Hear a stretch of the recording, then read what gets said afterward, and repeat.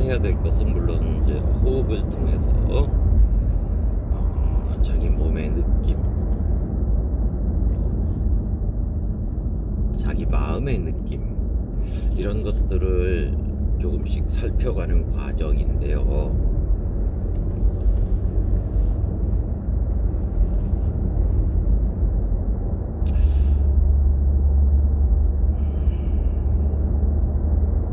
자기의 호흡이 어떤 느낌으로 들어와서 어떻게 머물러 있고 어떻게 나가는지,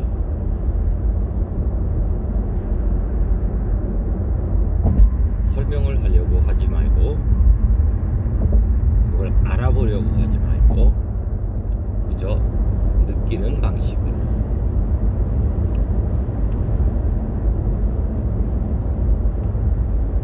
지금 바로 모든 신경을 놓으시고 잠시 한 번만이라도 숨쉬는 느낌, 그것에만 단순하게 집중을 하면 좋겠습니다.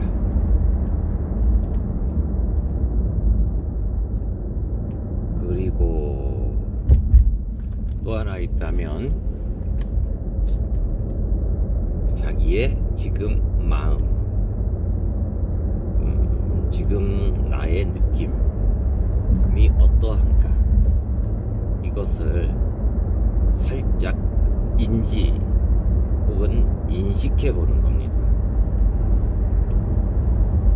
사실 인간의 마음은 어떤 언어나 어떤 표현으로 설명하기에는 상당히 애매합니다. 그렇지만 처음 수행을 한다면 자기 마음을 관찰하는 데 있어서 대략 몇 가지 정도로 분류를 해서 가까운 쪽에다가 붙이고 그 단어에 해당되는 느낌을 한 번씩 떠올려 보면 괜찮을 겁니다. 예를 들어 가슴이 먹먹하다, 너무 슬프다, 화가 난다, 짜증이 난다, 행복하다, 편안하다, 너무 복잡하다, 너무 예민해져 있다. 어떤 것이든 괜찮습니다. 한 단어, 두 단어, 10단어라도 괜찮습니다. 자기 마음을 이 몇 가지 언어로 한번 규정을 해보는 것입니다.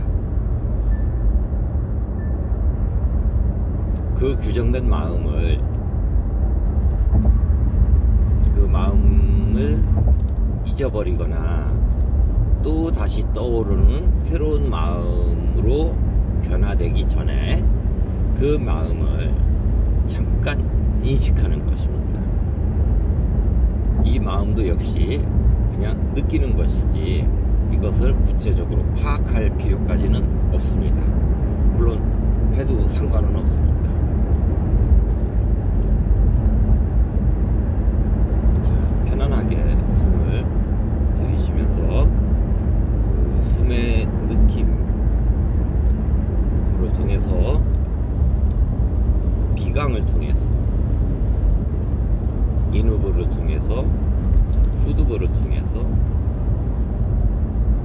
가슴의 기관지에, 미세기관지에, 더 미세기관지에, 그리고 꽈리처럼, 포도처럼 생긴 꽈리 같이 생긴 회포에 숨이 들어가는 느낌을 한번 호흡을 따라서 순서대로 한번 느껴보시는 것도 좋겠습니다.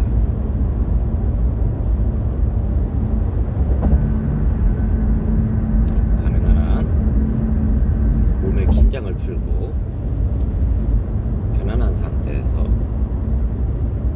몸을 편안하게 해준 상태에서 숨을 들이쉬고 잠시 자신의 마음을 한번 감지해 봅니다.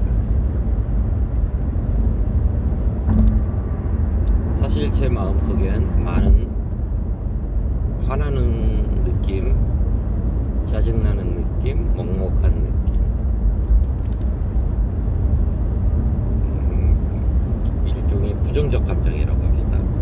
이런 것들이 있는데 그 자체로 가만히 이 마음과 이 느낌이 어떻게 시간을 두고 변화하는지 혹은 그대로 있는지 단지 가만히 앉아서 혹은 누워서 느껴보기만 하는 겁니다.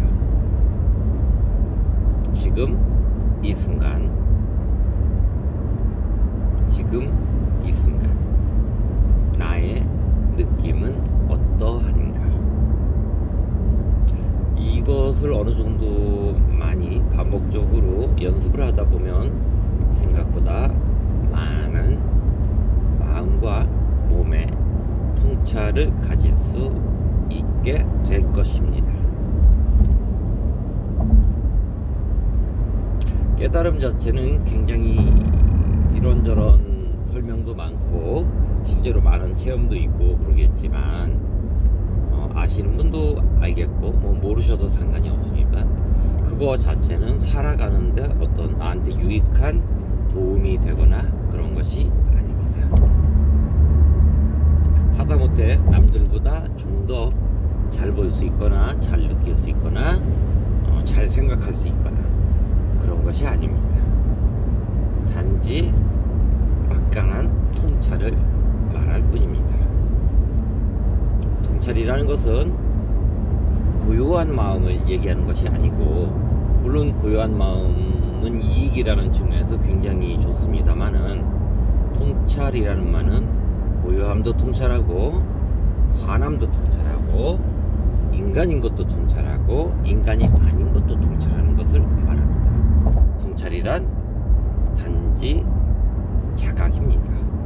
대단한 것이 아니고 단지 자각, 느끼는 것이 점점 커진 자각입니다. 이 자각이 극대화되면 이 세상의 환상적인 부분과 이 세상의 실제적인 부분, 더욱더 엄밀히 말하면 나의 실제적인 부분과 나의 환상적인 부분에 대해서 인지를 하게 된다는 것입니다. 특별한 능력이나 오래 살 수 있다거나 건강하다거나 남의 마음을 헤아려 줄 수 있다거나 세상을 구할 수 있다거나 혹은 나의 답답함에서 벗어날 수 있다거나 그러는 것이 절대 아니라는 것 알아두십시오. 받아들이기 힘든 사람도 있겠지만 그 힘든 마음이 왜 힘든가, 어떻게 힘든가 이렇게 자기 마음을 다시 한번 돌아보는 계기로 삼고, 실제로 그러한 나름의 비정상적인 멋진 현상은 일어나지 않습니다. 훌륭하게 먹고 살고 싶다면 훌륭하게 먹고 왜 살고 싶은지, 그 훌륭하게 먹고 싶은 마음이 어떠한지, 내가 지금 세상을 증오하고 나의 원수와 같은 사람들이 있고 그로 인해 갈등하고 잠을 자지 못한다 하더라도 그것은 인간적인 것입니다. 깨달음은, 통찰은 인간적인 범위를 벗어나는 것이 아닙니다. 단지 그대로 수용할 수 있는 통찰을 갖추는 것 뿐입니다. 다시 말해 깨달음은 지복의 세상이 아닙니다. 행복의 세상을 주지도 않습니다. 그러하니 깨달음에 대해서 성급한 예단이나 혹은 경전이나 혹은 어떤 사람들의 말에 의해서 혹은 어떤 신적인 존재의 계시에 의해서 어떠한 명령을 받거나 어떤 상황을 부여받았더라도 그것은 단지 그럴 뿐입니다. 이 세상은 환희의 차이지도 그렇다고 지옥 같은 그런 것도 아닙니다. 이 말씀을 알아들으신다면 상당한 진척이 있으시다고 봐도 되겠고요. 그렇지 않다면 진척이 없느냐 없다고 한들 그것 자체가 잘못된 것도 잘된 것도 아닙니다. 깨달음 자체는 말로 설명될 수 없는 느낌으로 알 수 있는 그런 것이 아닌 그냥 어떠한 우리의 한 상태 이쯤으로 이해하시면 될 것 같습니다.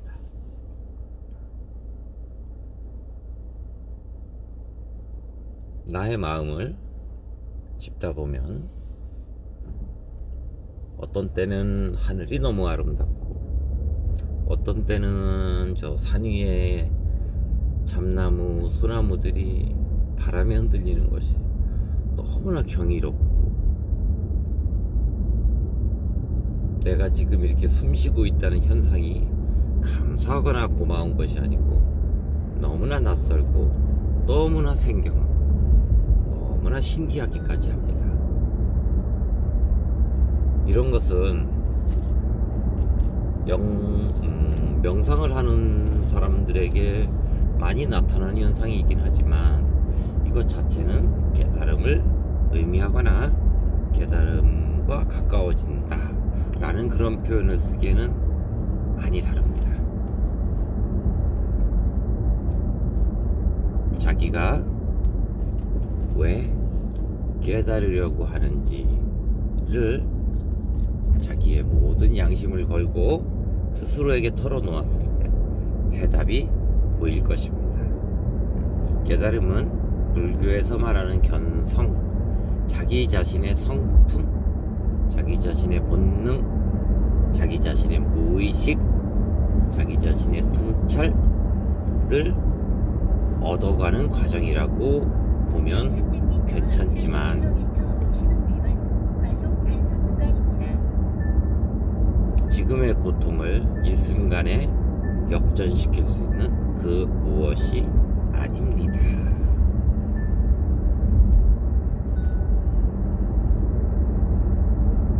물론 그렇게 살아가는 과정에서 사람은 누구나 고통을 피하려고 하기 때문에 편안한 마음을 갖고 싶고 이완된 마음을 갖고 싶고 이 불안과 이 초조와 이 알 수 없음에 대한 걱정, 두려움,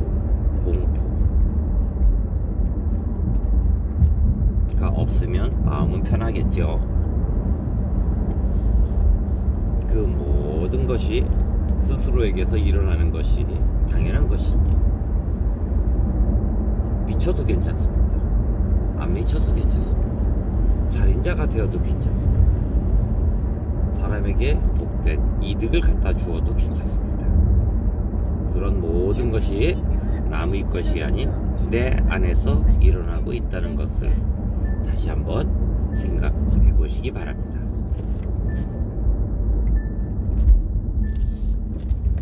삶은 무엇일까요? 자, 삶은 무엇일까요? 라는 물음을 들었을 때 어떤 느낌이 드십니까? 어떤 생각이 나거나 어떤 마음이 생기는 것이 아니고 어떤 느낌, 어떤 마음, 어떤 상태가 나에게 일어나고 있습니까? 한번 생각해 보시기 바랍니다. 이상입니다. 입구 영업소를 통과하였습니다. 안전운전 하십시오.